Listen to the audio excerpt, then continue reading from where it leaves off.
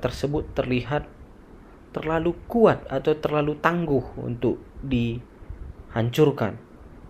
Tetapi saudara sekalian, bahwa bukan hanya gambaran besarnya disampaikan oleh Yehezkiel, tetapi Yehezkiel menceritakan hal sampai detail dan rinci tentang apa yang akan terjadi kepada kota tersebut. Coba ya kita lihat. Pertama, dia mengatakan bahwa seorang raja dari Babilonia bernama Nebukadnezar akan berperang melawan kota tersebut. Setelahnya akan banyak negara-negara, bangsa-bangsa yang datang untuk berperang melawan Tirus. Dan kota itu akan dibumi ratakan dan akan dilemparkan, disapu bersih seperti batu. Yehezkiel juga memprediksi bahwa batu-batu kota dan tanahnya akan dibuang ke dalam laut, dan daerah di sekitar kota akan menjadi tempat untuk nelayan melemparkan jalannya. Jadi kalau saudara ingat, misalnya di pantai itu ada yang agak menjorok ke tengah laut, dan biasanya nelayan berdiri di sana untuk melemparkan jalannya. Dan saudara sekalian, itu kalau kita lihat bagaimana dikaitkan dengan apa yang terjadi di Tirus, dan itu terjadi persis saudara sekalian, bahwa Raja Alexander Agung itu ratakan itu sama persis seperti yang saudara sekalian.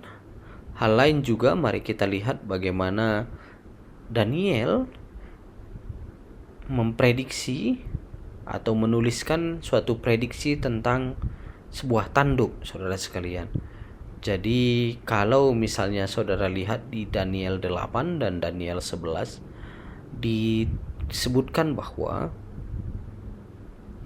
akan ada satu tanduk yang besar, tetapi tanduk besar itu akan patah sehingga digantikan oleh 4 tanduk yang lain. Dan orang bingung karena itu penglihatan. Apa maksudnya tanduk? Apakah itu satu bangsa atau satu kerajaan? Dan ternyata saudara sekalian, itu terjawab ketika terjadi persis pada Alexander. Mungkin saudara pernah belajar sejarah tentang Alexander Agung, bagaimana dia sakit, meninggal, dan kerajaan dia, saudara sekalian, terbagi menjadi 4 arah mata angin, seperti yang disampaikan oleh Nabi Daniel dalam suratnya. Jadi bayangkan saudara sekalian, di Daniel sudah dituliskan bahwa ada satu tanduk yang kokoh, yang besar. Dan kalau Anda lihat, Alexander Agung disebutkan sebagai salah satu penguasa yang bisa menguasai dunia pada waktu itu. Tetapi di Daniel juga disebutkan bahwa tanduk itu patah karena kuasa Allah.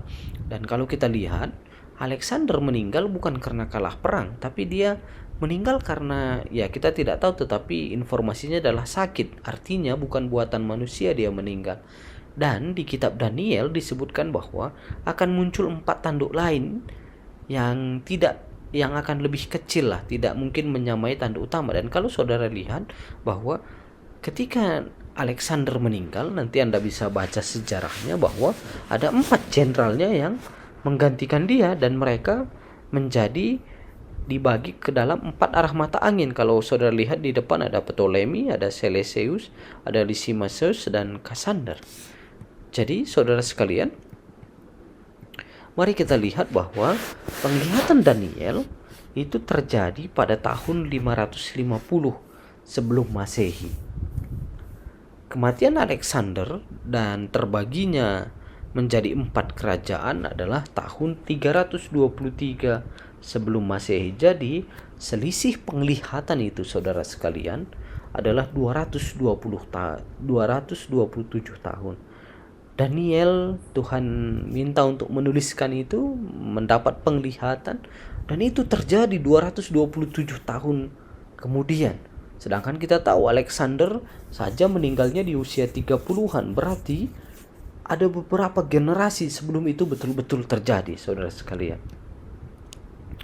Dan kita lihat bahwa apa kata Daniel tentang penglihatan itu, karena Daniel pun sudah meninggal pasti ketika Alexander terjadi pada Alexander. Daniel 8 ayat 26 sampai 27 katakan apa? Adapun penglihatan tentang petang dan pagi itu, apa yang dikatakan tentang itu adalah benar, tetapi engkau sembunyikanlah penglihatan itu, sebab hal itu mengenai masa depan yang masih jauh. Kenapa Tuhan membukakan ke Daniel? Kita juga tidak tahu. Tetapi pada dasarnya bahwa kita tahu bahwa tulisan Daniel itu bukan berasal dari Daniel, tetapi berasal dari Allah. Kenapa? Karena Daniel tidak mungkin memprediksi sesuatu yang sangat detail seperti itu. Kenapa dia tuliskan 4 arah mata angin terbagi kerajaan? Kenapa bukan 5? Atau dia coba hitung-hitung kalkulasi, kenapa bukan 7 atau 2 atau 1? Dan di ayat 27 Daniel berkata, maka aku Daniel lelah dan jatuh sakit beberapa hari lamanya. Kemudian bangunlah aku dan melakukan pula urusan raja. Saudara sekalian, dan lihat apa yang dituliskan Nabi Daniel di sini. Dan aku tercengang-cengang tentang penglihatan itu, tetapi tidak memahaminya. Jadi saudara sekalian, seringkali ketika Tuhan berfirman kepada para nabi untuk menuliskan itu, mereka juga mengakui mereka tidak memahami itu. Tetapi mereka menuliskan karena itu yang diperintahkan. Seperti saya sempat sampaikan kepada saudara bahwa ketika Nabi Yesaya disuruh menuliskan bahwa akan ada anak yang lahir, seorang Allah yang perkasa, tentu itu akan membingungkan, karena bagaimana seorang anak manusia lahir dari seorang perempuan, tapi ternyata ini adalah Allah. Tapi Nabi Yesaya menuliskan itu. Dan juga saudara sekalian, mari kita lihat di Alkitab bahwa bagaimana nubuatan tentang kedatangan Mesias. Saudara ingat bahwa orang Majus dari timur datang ke tempat Yesus karena apa? Mungkin kita terbayang bahwa oh iya, karena ada bintang yang menuntun mereka. Pertanyaannya adalah, kalau saudara baca di kitab Injil, apakah bintang itu membawa mereka sampai persis ke depan kandang di mana Yesus lahir? Enggak. Karena bintang itu hanya membawa mereka kepada Yerusalem. Setelah itu mereka pun tersesat. Mereka enggak tahu di mana Yesus lahir atau raja itu lahir. Maka mereka bertanya kepada raja. Dan kita tahu kisahnya bahwa akhirnya dipanggillah orang yang paham Taurat, dan mereka menemukan di kitab Mika bahwa akan lahirnya di Bethlehem. Kitab Mika dengan kelahiran Yesus itu jauh berapa ratus tahun, saudara sekalian. Dan itu yang menuntun mereka sampai kepada kandang tempat Yesus lahir. Dan disitulah mereka menemukan Yesus.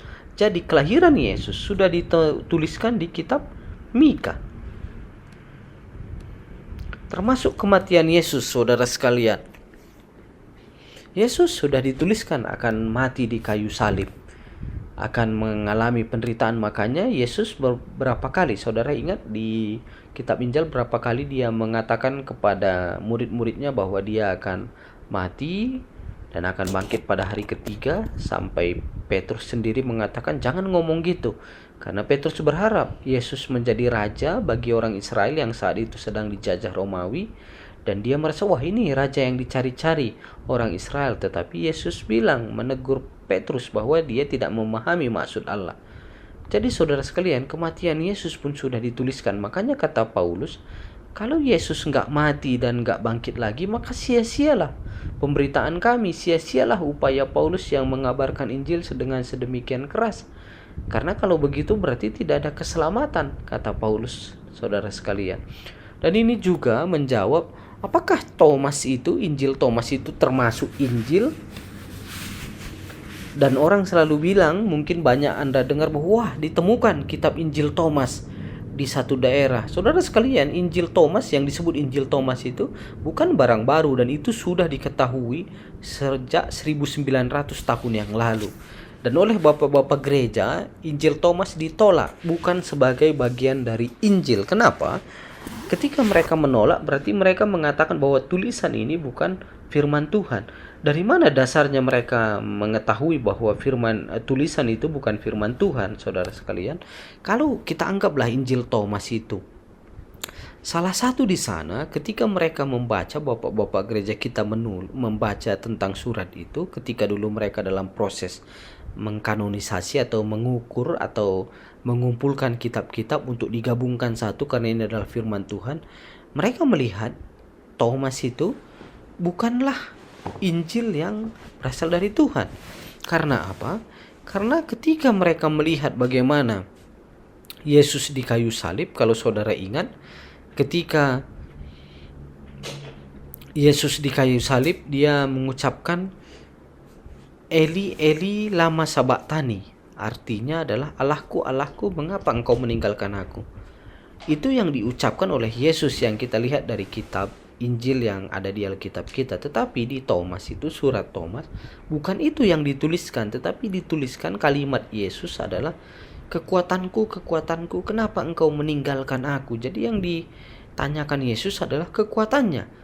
Dan kalau kita lihat saudara sekalian, kenapa Bapak Gereja mengatakan ini sudah keliru? Karena apa? Karena yang dikutip Yesus Eli Eli lama sabachthani itu dia kutip dari kitab Mazmur, saudara sekalian. Sehingga itu yang dia ucapkan di kayu salib yang dia kutip dari kitab Mazmur.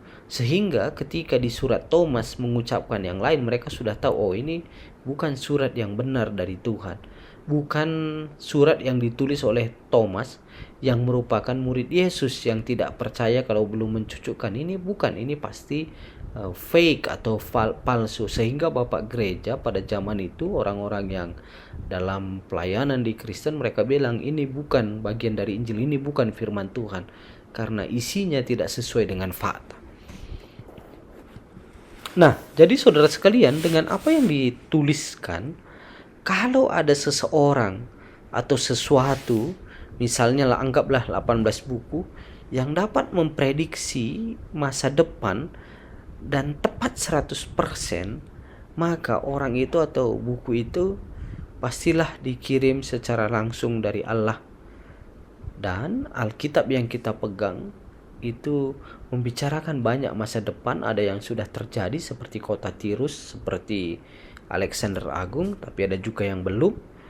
Dan kalau itu sudah kita lihat bagaimana itu terpenuhi, maka berarti bahwa hanya Tuhan yang menuliskan Alkitab itu, karena Tuhanlah yang bisa melihat masa depan. Nah, saya merasa itu menjadi bukti kuat bagaimana Alkitab adalah firman Tuhan, saudara sekalian. Mungkin orang akan bertanya, wah kalau masakan bisa begitu, maka mungkin bisa ditanya balik juga, kalau begitu apakah ada buku lain yang memang menunjukkan prediksi masa depan dan tepat 100%. Nah, saudara sekalian, sehingga kalau kita kembali juga ke Alkitab di 2 Timotius 3 ayat 16, saudara sekalian, dituliskan bagi kita bahwa segala tulisan yang diilhamkan Allah memang bermanfaat untuk mengajar, untuk menyatakan kesalahan, untuk memperbaiki kelakuan dan mendidik orang dalam kebenaran. Jadi kalau kita lihat bahwa Paulus mengatakan kepada Timotius, Alkitab itu adalah diilhamkan Allah, tulisan yang diilhamkan Allah. Apa maksud diilhamkan? Mari kita lihat saudara sekalian, kata yang dipakai Paulus menuliskan ilham itu berasal dari bahasa Yunani, karena kita tahu Perjanjian Lama itu surat-suratnya ditulis dalam bahasa Yunani, karena pada itu bahasa Yunani adalah bahasa universal. Dan kata yang dipilih oleh Paulus untuk menuliskan diilhamkan itu adalah theopneustos.